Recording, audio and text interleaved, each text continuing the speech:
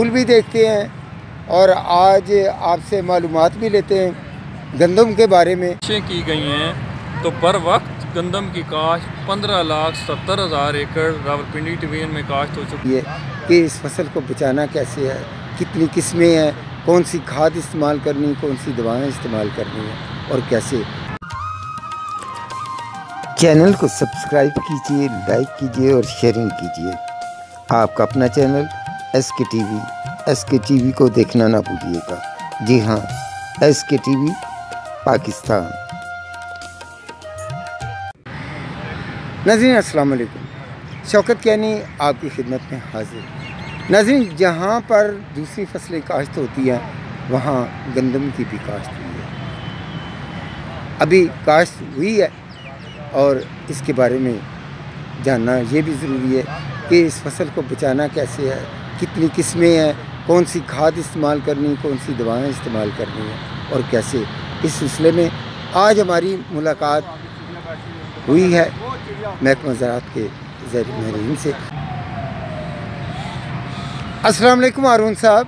جی وعلیکم السلام۔ کیا حال ہے؟ اللہ کا شکر شوکت صاحب، ٹھیک ٹھاک ہیں؟ الحمدللہ۔ اچھا چلے آئیں ذرا یہ پھول بھی دیکھتے ہیں اور آج آپ سے معلومات بھی لیتے ہیں گندم کے بارے میں۔ آئیں آگے چلتے ہیں۔ ناظرین، یہ وہ باغ ہے راولپنڈی میں جہاں پر پھول، آج کل پھولوں کا موسم ہے اور پھولوں کے موسم میں یہ نظر آ رہے ہیں۔ ناظرین، بات کریں گے آج ہم ہارون صاحب سے گندم کے بارے میں، پوچھیں گے کہ گندم تو کاشت ہو رہی ہے لیکن کون سی گندم اچھی ہے، کیسے پیداوار لینی ہے اور کیا سلسلہ ہے، یہ سارا تو ضرور پوچھیں گے۔ تو آئیے ہارون صاحب سے آپ کی بات کراتے ہیں۔ ہارون صاحب یہ بتائیں کہ برانی علاقے میں گندم کاشت ہو چکی ہے؟ جی تقریباً ہمارا جو محکمہ زراعت پنجاب حکومت پنجاب کی طرف سے جو ہمیں ٹارگٹ ملا تھا راولپنڈی ڈویژن کے لیے وہ تھا 15,60,000 ایکڑ، اور محکمہ زراعت توسیع کی طرف سے جو کوششیں کی گئی ہیں تو بر وقت گندم کی کاشت 15,70,000 ایکڑ راولپنڈی ڈویژن میں کاشت ہو چکی ہے، جو کہ ٹارگٹ سے زیادہ ہے، اور یہ بہت ہی اچھی اچیومنٹ ہے اور بہت ہی اچھا جو ہے شگون ہے کہ ہم نے جو ہے اپنا ٹارگٹ جو ہے، ہدف جو ہے وہ حاصل کر لیا۔ اچھا، آپ سے آئیں آگے چلتے ہیں، دیکھتے ہیں یہ اس پارک کو بھی اور آپ سے بات بھی کرتے ہیں۔ اچھا یہ بتائیں کہ گندم تو کاشت ہو رہی ہے، کون کون سی قسمیں ہیں؟ جی ہمارے برانی علاقے کے لیے جو زرعی سائنسدانوں نے وہ سفارش کی تھی وہ تھی عروج 22، اچھا، مرکز 19، اچھا، MA 21، اچھا، اور اس کے علاوہ پاکستان 2013، اچھا، اور دیگر کئی اقسام تھی جو کہ اس علاقے کے لیے موزوں تھیں۔ چینل کو سبسکرائب کیجئے، لائک کیجئے اور شیئرنگ کیجئے۔ آپ کا اپنا چینل ایس کے ٹی وی کو دیکھنا نہ بھولیے گا۔ جی ہاں، ایس کے ٹی وی پاکستان۔ جو برانی علاقے کے سفارش کردہ اقسام ہیں کاشتکاروں کو وہ لگانی چاہیے، اور جو کاشتکار سفارشات پہ عمل کرتے ہیں اور سفارش کے مطابق قسم لگاتے ہیں وہ اسے بھرپور پیداوار دیتی ہے، اور اس سے وہ کاشتکار اچھی پیداوار حاصل کرتا ہے اور اس کے جو ہیں آمدنی بھی اچھی حاصل کرتا ہے۔ تو اس لیے ضروری ہے کہ منتخب جو سفارش شدہ اقسام ہیں وہی ہمیں لگانی چاہیے۔ اچھا ہارون صاحب یہ بتائیں کہ کھادیں کون کون سی استعمال کرنی چاہیے؟ کھادیں گندم پہ جو ہے نا DAP بھی استعمال ہوتی ہے اور یوریا بھی ہوتی ہے اور SOP بھی ہوتی ہے اور دیگر کھادیں۔ تو ہمارے ادھر کاشتکار جو ہیں سفارش کے مطابق DAP جو ہے وہ بوائی کے ساتھ ہی، سیڈ کے ساتھ ہی ڈال دیتے ہیں، تو اور یوریا بھی شروع میں زمین کی تیاری کے وقت کرتے ہیں۔ تو باقی جو ماندہ کھادیں ہوتی ہیں جو اسے اقساط ہیں یوریا کی، وہ سفارش کے مطابق بارش کے مد نظر رکھ کے برانی علاقے میں ڈالنی چاہیے، اور اس سے بھرپور جو ہے وہ جو ہے پیداوار حاصل ہوتی ہے۔ اچھا بیج کون کون سے ہیں؟ بیج ذرا بتا دیجیے گا۔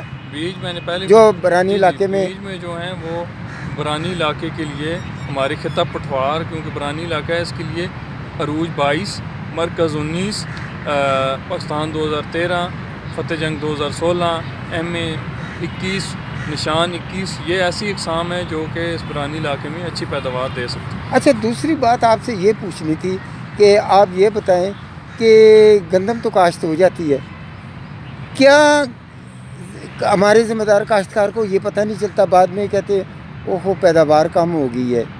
تو بیماریاں کون کون سی ہیں ایسی ہیں جن سے گندم کو بچانا بہت ضروری ہے، یہ بھی ذرا بتا دیجیے گا۔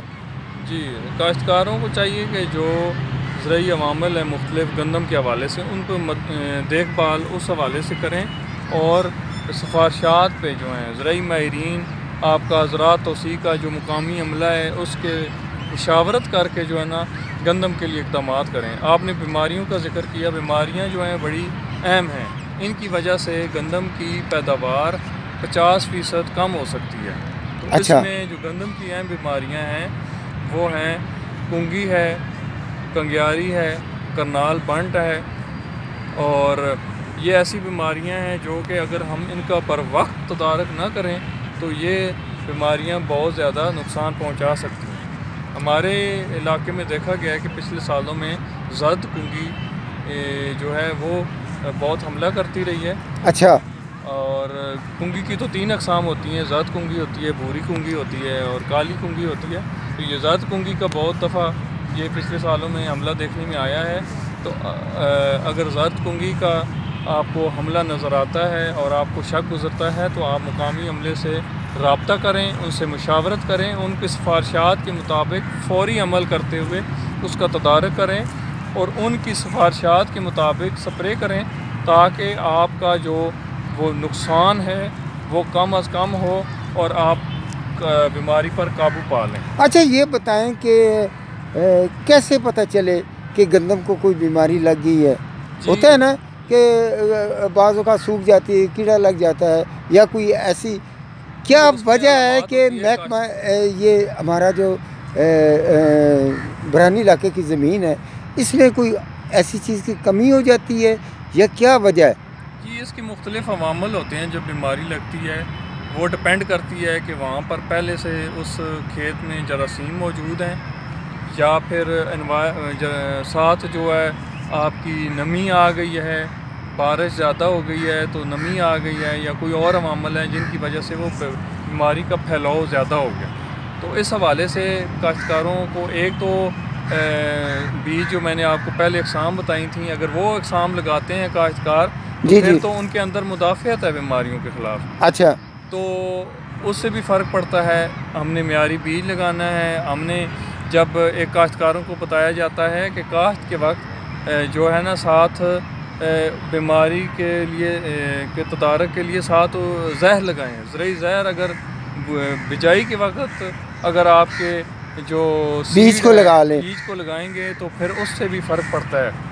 اور دوسرا، اگر بالفرض پھر بھی آپ کی کوئی ایسی بیماری آ جاتی ہے اور آپ کو شک گزرتا ہے اور آپ کاشتکار سمجھتا ہے کہ میرا پودا کمزور ہو رہا ہے یا اس پر یہ علامات ہیں، تو وہ جائے مقامی عملے سے جا کے اس کے بارے میں پوچھے، اس کا یہ سیمپل لے جائے، یا اس کو کہے کہ میرے کھیت کا آ کے معائنہ کریں اور مجھے بتائیں کہ اس میں اب کون سا سپرے کرنا ہے، تو اس طریقے سے وہ اپنا مسئلہ حل کر سکتا ہے۔ اچھا ایک اور بات یہ بھی ہے نا کہ ابھی گندم کاشت ہوئی ہے، ٹھیک ہے، تو کاشت کے بعد کچھ پودے بھی اگنے شروع ہو چکے ہوں گے، اس کے بعد تھوڑے پودے بڑے ہوتے ہیں، تو ان کے لیے آپ کوئی مشورہ دینا چاہیں گے؟ جی، اب جیسے اگاؤ گندم کا شروع ہو چکا ہے اور کئی جگہ پہ پورا ہو چکا ہے، کہیں پہ ابھی چند دنوں میں ہو جائے گا، تو آپ نے سب سے پہلے دیکھنا ہے کہ آپ کے گندم کے پودوں کے ساتھ کوئی اور پودے، جڑی بوٹیاں جو ہیں وہ تو نہیں اگائیں۔ اگر وہ ہیں تو آپ نے ان کو بر وقت ان کا تدارک کرنا ہے۔ اچھا، آپ نے